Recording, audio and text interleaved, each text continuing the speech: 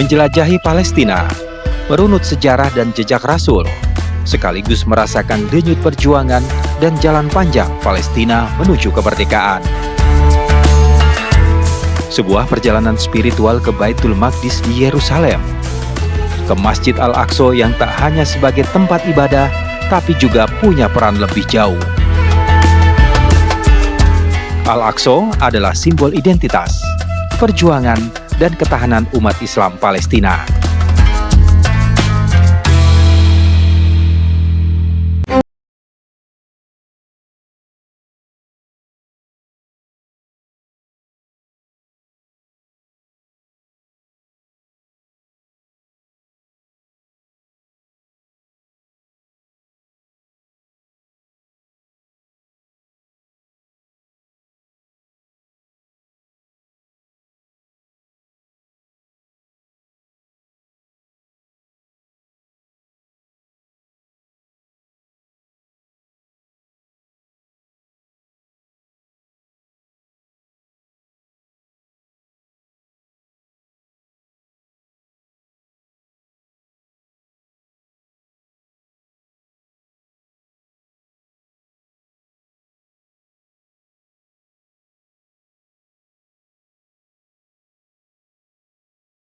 Setelah Masjidil Haram di Makkah dan Masjid Nabawi di Madinah.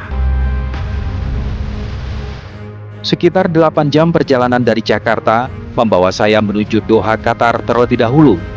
Setelah itu, dari Doha lanjut penerbangan sekitar 3 jam ke Kota Aman, Yordania. Dari Kota Aman, Yordania, saya melanjutkan perjalanan lewat jalur darat ke perbatasan Palestina. Sekitar 1 jam perjalanan, kami sampai di border imigrasi Yordania dan selanjutnya menuju perbatasan Palestina. Masuk imigrasi Allenby yang dioperasikan oleh otoritas Israel.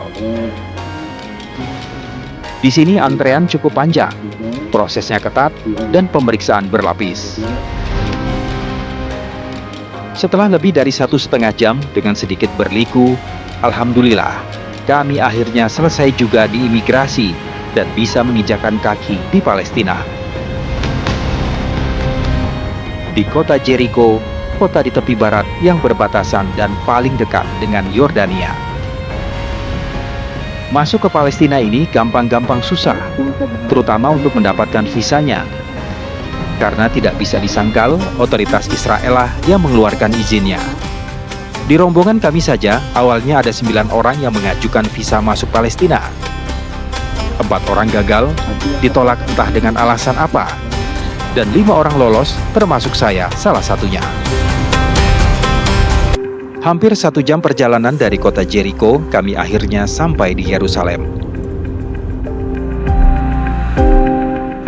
Sampailah kami di area kota tua Yerusalem, wilayah yang dikelilingi tembok yang cukup tebal dan tinggi, tembok peninggalan Kekaisaran Ottoman.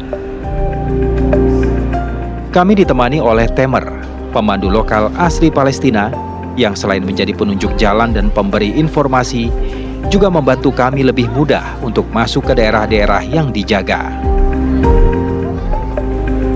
Menyusuri jalan bersejarah yang telah berdiri berabad-abad lamanya, seperti membawa kami ke lorong waktu, ke masa-masa awal peradaban Islam hingga ke era kini, saat dinding dan lorong ini menjadi saksi perjalanan para peziarah dari berbagai dunia. Alhamdulillah sudah sampai Yerusalem. Saya sekarang berada di Old City Yerusalem, jalan kaki menuju Masjid Al-Aqsa. Insya Allah sekitar 500 meter lagi sampai di Al-Aqsa. Setelah melewati pemeriksaan tentara Israel yang cukup ketat di gerbang terakhir, tepat sebelum maghrib, kami akhirnya masuk ke kawasan Masjid Al-Aqsa. Haru, senang, takjub, bercampur aduk saat itu. Mata kami langsung tertuju ke bangunan masjid berkubah emas. Dome of the Rock atau Kubah As-Sohro menjadi daya tarik pertama dan utama kami sore itu. Dengan latar belakang langit yang mulai gelap dan masih menyisakan sedikit terang dan birunya, menambah keindahan pemandangan yang terpampang di depan kami. Masya Allah. Alhamdulillah menjelang maghrib pas banget kita sampai di Masjid Al-Aqsa. Tadi kita masuk lewat pintu Az-Zahra, melewati Old Jerusalem City, dan pas maghrib sampai di Al-Aqsa. Kita maghrib dulu, setelah ini keliling-keliling Al-Aqsa.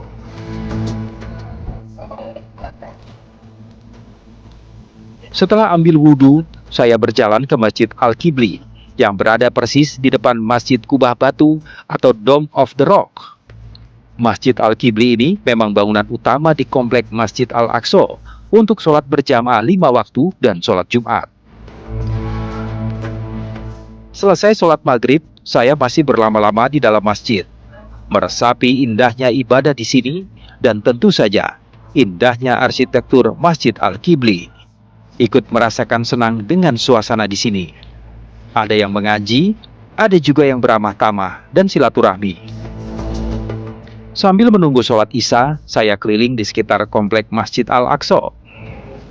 Bersama teman seperjalanan, di halaman di antara Masjid Al-Aqsa dan Masjid As-Sohro atau Dome of the Rock, kami mendengarkan penjelasan Tamer, mulai dari sejarah dan cerita tentang warga Palestina, membawa pikiran kami berkelana ke masa-masa awal Masjid Al-Aqsa.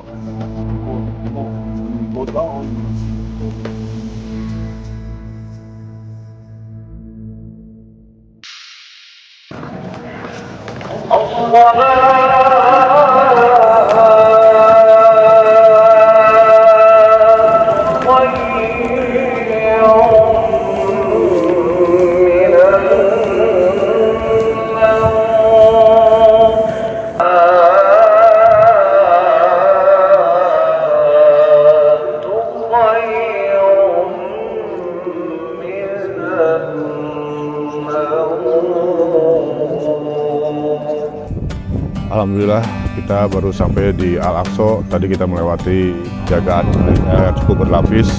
Kita akan sholat di Masjid Al-Aqsa, sholat subuh. Kita bisa langsung lihat The Dome of Rock. Setelah ini kita sholat subuh di Al-Qibli, kiblat pertama umat Islam.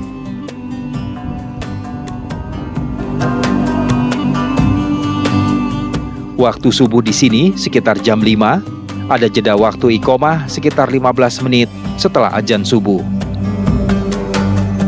Jemaah sholat subuh di Masjid Al-Aqsa ini memang tidak terlalu penuh. Penjagaan ketat militer Israel dan adanya pembatasan akses ke Masjid Al-Aqsa menjadi salah satu penyebabnya.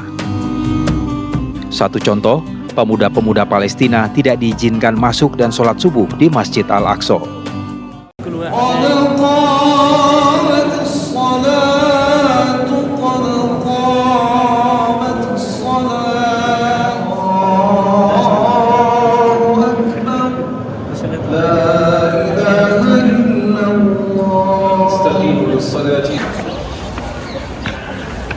Langit mulai terang, saya keluar masjid dan mengarah ke Masjid Kubah Batu atau Dome of the Rock yang tak jauh dari Masjid Al-Qibli.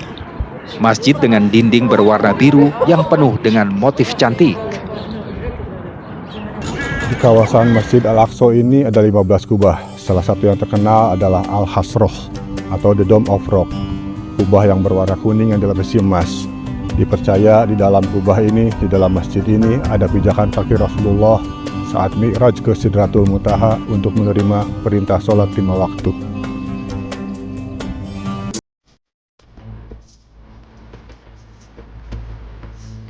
Dome of the Rock ini sering disalahartikan sebagai Masjid Al-Aqsa itu sendiri. Padahal Masjid Al-Aqsa adalah nama keseluruhan kompleks, yang di dalamnya termasuk Masjid Al-Qibli dan Kubah Sakra atau The Dome of the Rock, kubah yang berwarna kuning. Luas keseluruhan Masjid Al-Aqsa sekitar 144.000 meter persegi. Diperkirakan bisa menampung 400.000 sampai 500.000 jemaah. Pagi di Al-Aqsa, pagi yang cukup tenang.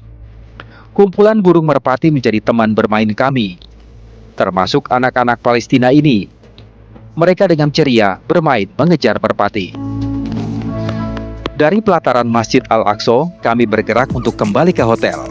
Sebelum keluar kawasan komplek Al-Aqsa, saya melihat anak-anak sedang bermain bola.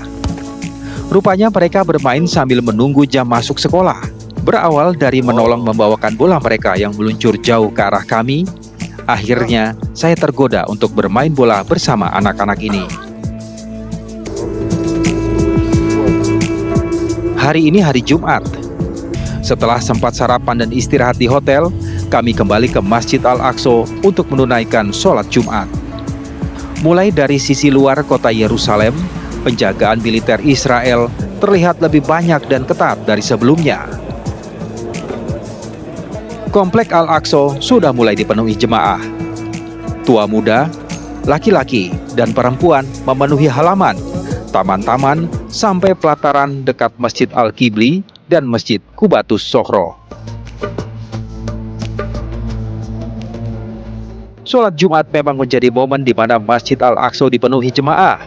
Meskipun militer Israel memberlakukan pembatasan ketat, bahkan bisa kita lihat mereka juga berjaga-jaga di tengah komplek masjid di antara jemaah sholat Jumat. Sambil menunggu waktu sholat Jumat tiba, kami keliling kompleks dan eksplor lokasi yang belum sempat kami datangi sebelumnya.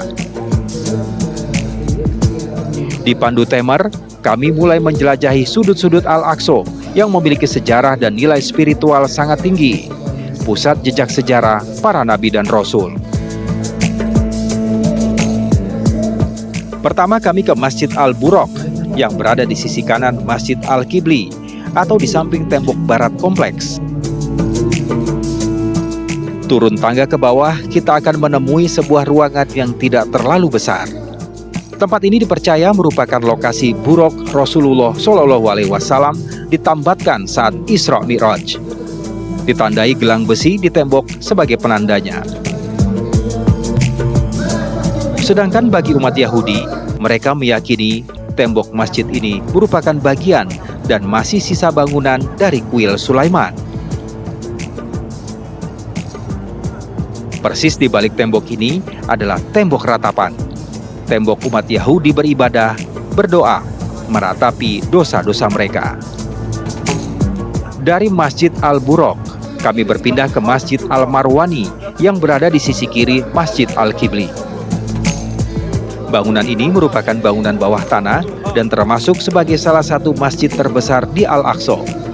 Bisa menampung sekitar 6.000 jemaah. Memasuki masjid, kami ditunjukkan oleh Temer, sebuah tiang yang dipercaya sebagai tempat mengikat kuda pasukan salib saat mereka menguasai Yerusalem. Dan fungsi tempat ini dikembalikan menjadi masjid setelah Salahuddin Al-Ayyubi membebaskan Yerusalem. Di salah satu sudut Masjid Al-Marwani ada sebuah ruang kecil yang disebut sebagai kamar Maria atau mihrab Siti Maryam, wanita suci soleha yang dipilih Allah Subhanahu wa Ta'ala sebagai ibu Nabi Isa alaihi salam.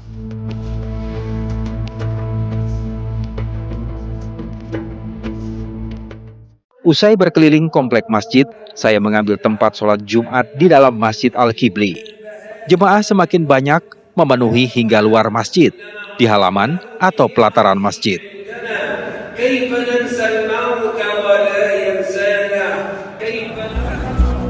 Alhamdulillah bisa sholat Jumat di Masjid Al-Aqsa.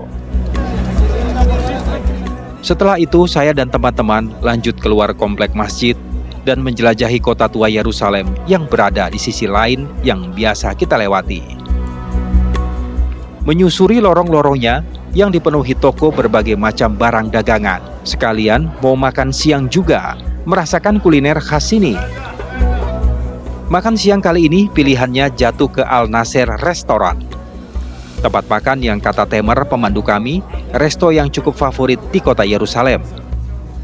Terbukti memang ramai tempatnya, dan cukup lama juga kita menunggu makanannya datang. Melihat tampilan masakan, cara memasak dan penyajiannya di dapur, sepertinya akan mantap makan siang kali ini. Akhirnya datang juga makanan yang kami pesan. Ada kebab, sislik, dan mix grill. Menu ayam dan kambing kesukaan saya. Nikmat, lahap, dan tak membutuhkan waktu lama untuk menghabiskannya. Setelah makan, kami kembali menyusuri lorong kota tua Yerusalem, kembali ke arah Masjid Al-Aqsa. Dan kali ini kami memilih jalan melewati titik di mana kita bisa melihat tembok ratapan. Juga melihat Masjid Al-Aqsa persis di samping dan belakangnya. Tembok ratapan ini memiliki panjang sekitar 50 meter dan tinggi sekitar 20 meter.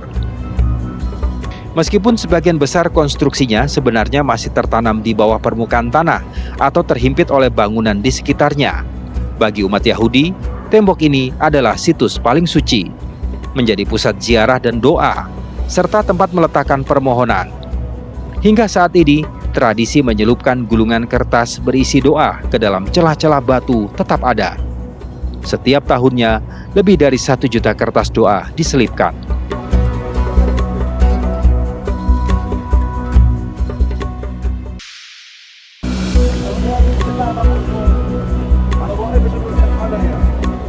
Al-Quds atau Yerusalem adalah kota wisata religi dan bersejarah bagi 3 agama, yaitu Islam, Kristen, dan Yahudi.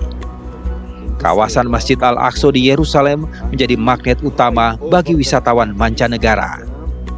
Di balik religius dan keindahannya, kota ini menyimpan derita rakyat Palestina akibat penindasan penjajahan Israel. Penjagaan ketat, pembatasan akses ke Masjid Al-Aqsa, serta meningkatnya pemukim Israel di Yerusalem membuat rakyat Palestina di Yerusalem semakin terjepit. Dalam misi kemanusiaan, lindungi para penjaga Al-Aqsa, Dompet Duafa menyalurkan bantuan dari masyarakat Indonesia untuk warga Palestina. Inilah yang sedang kami lakukan saat ini di Yerusalem. Di tengah keterbatasan akses dan kebebasan, kami harus berhati-hati melakukan misi ini. Diam-diam dan tentu saja tidak ada seremonial pemberian bantuan. Di pagi hari setelah sholat subuh, kami bertemu pengurus Masjid Al-Aqsa, Syekh Majdi Daud Muhammad. Kami berbincang-bincang di pelataran Masjid Al-Aqsa. Tak lama beliau mengajak kami ke tempat tinggalnya, sebuah kamar sederhana berlokasi tak jauh dari Masjid Al-Aqsa, masih di kawasan Kota Tua, dekat pintu masuk komplek Masjid Al-Aqsa. Di kesempatan ini, tim Dompet Duafa mengutarakan maksudnya. Beliau menyambut baik dan menerima langsung bantuan berupa wakaf Al-Quran 300 mushaf, paket sajian iftar Ramadan, juga santunan anak yatim dan hafiz-hafizah Quran. Selain itu, untuk kepedulian terhadap warga sekitar masjid yang secara tidak langsung menjadi penjaga Masjid Al-Aqsa, tim juga berbelanja produk UMKM lokal untuk mendukung berputarnya perekonomian warga di sekitar Masjid Al-Aqsa. Di kawasan Kota Tua Yerusalem ini, banyak pedagang, toko-toko yang rata-rata Muslim Palestina, menjual kebutuhan sehari-hari warga dan juga kebutuhan wisatawan dan peziarah yang datang ke Al-Aqsa dan sekitarnya. Dari sinilah mereka hidup dan bertahan tinggal di area Masjid Al-Aqsa.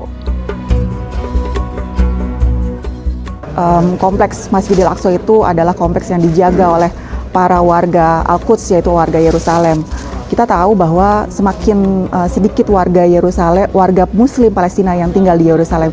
Untuk itu warga Yerusalem itu mengajak Muslim seluruh dunia untuk datang ke Masjidil Aqsa, untuk datang ke Masjidil Aqsa dan beribadah, dan meminta mereka untuk menggerakkan ekonomi dari masyarakat sekitar. Dan itu yang digalakkan oleh Dompet Duafa. Campaign atau program Lindungi Penjaga Al-Aqsa adalah salah satunya adalah kita ingin UKM atau usaha kecil dari warga Al-Aqsa ini juga ikut bisa terbantu membuat para pedagang atau berniaga di sekitar Masjid Al-Aqsa lebih bisa survive di tengah kesulitan yang mereka hadapi di bawah tekanan para penjajah Israel. Di momen lainnya, kami bertemu Hamaudah, pemuda Palestina yang aktif di lingkungan Masjid Al-Aqsa. Berkat bantuan Hamaudah lah, kami bisa bertemu Syekh pengurus Masjid Al-Aqsa. Kami ngobrol-ngobrol sambil merencanakan distribusi wakaf Al-Quran dan bantuan lainnya. For our ancestor Indonesia, we are here waiting for you to come to visit Masjid Al-Aqsa. We are here, need you to support the masjid for our brother and sister to come to visit us, to see, to feeling the feeling of the Prophet Muhammad sallallahu alaihi wasallam when Allah gave him to be the Imam of all the Prophet. Come to support the masjid before when you support the people. Come to stay in the masjid, come to pray in the masjid. Alhamdulillah Rabbil Alameen, Allah accept everything what you did for us. We know we have our brother and sister from Indonesia. You did in your life, Allah not forget. Come to visit Masjid Al-Aqsa, brother and sister. Dari semua perjumpaan dengan warga Palestina, mulai dari Syekh Majdi, para pedagang di kawasan Al-Aqsa, sampai bertemu Hamaudah, ada satu hal yang menarik saya. Semuanya yang saya temui, semuanya mengajak kita, warga Muslim Indonesia ataupun di dunia, untuk datang ke tanah Palestina, datang ke Masjid Al-Aqsa. Ya, eksistensi Masjid Al-Aqsa tak hanya jadi tugas warga Yerusalem, rakyat Palestina, tapi juga menjadi tanggung jawab kita bersama. Memakmurkan masjid sekaligus memberikan dukungan bagi rakyat dan negara Palestina.